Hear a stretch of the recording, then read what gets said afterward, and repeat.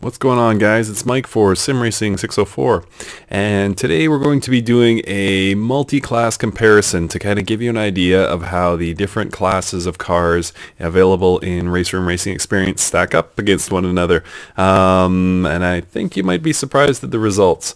The first thing we're going to do is look at the WTCC 2016. I will be driving the front-wheel drive Honda Civic, and we're going to be running it at the Norris Ring just to keep things simple. So I'm going to run between the classes about 5 laps per, just to kind of get a gauge on average lap time and that, and then we'll kind of do a comparison and see which ones are the fastest.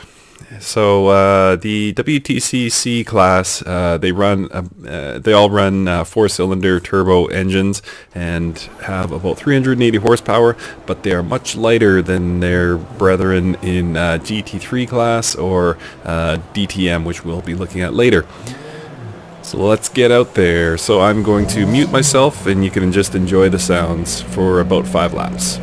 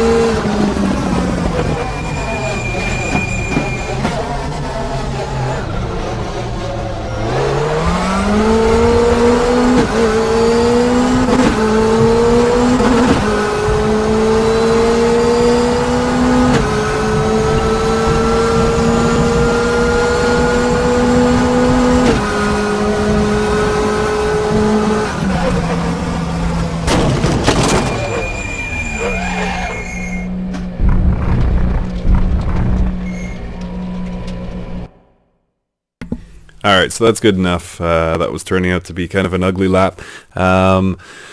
So we are going to jump right into the GT3 class now. So that was a 56.3 in the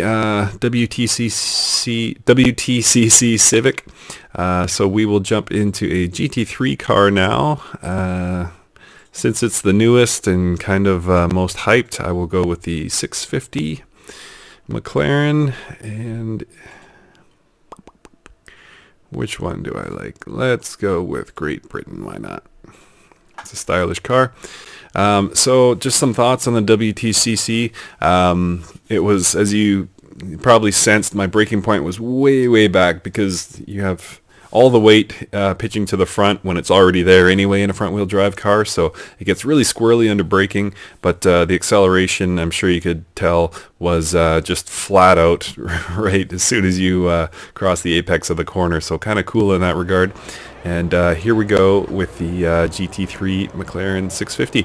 By the way, a lot more power in the McLaren, obviously. It's somewhere under 600 horsepower. The GT3 is regulated 500 to 600 horsepower and 1200 to 1300 kilograms. So a much heavier car, but also a much more powerful car. So let's see what we can do out there.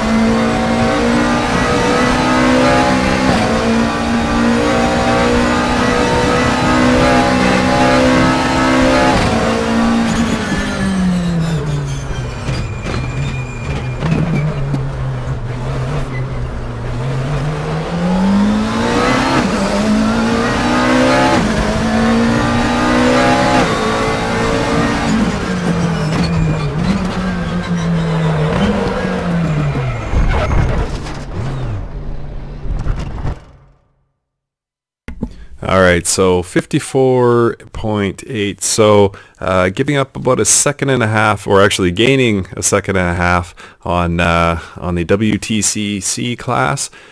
So surprisingly close. And then the last one we want to look at in this comparison is the DTM class, and we're going to go with the 2016.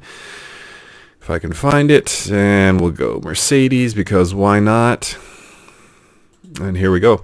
So it took me, you guys saw me spin out there. It took me a while to get used to, going easy on the throttle, coming out of curves, going from front wheel drive to rear wheel drive, going WTCC to GT3 there. But I got to tell you, it was a much more stable ride. Like the WTCC feels like it's, you're constantly fighting it, probably by virtue of it being front wheel drive. But yeah, so here we are in the DTM 2016, and so we had a 56.3 in the WTCC and a 54.9 in the GT3. So let's see what we can do in the DTM.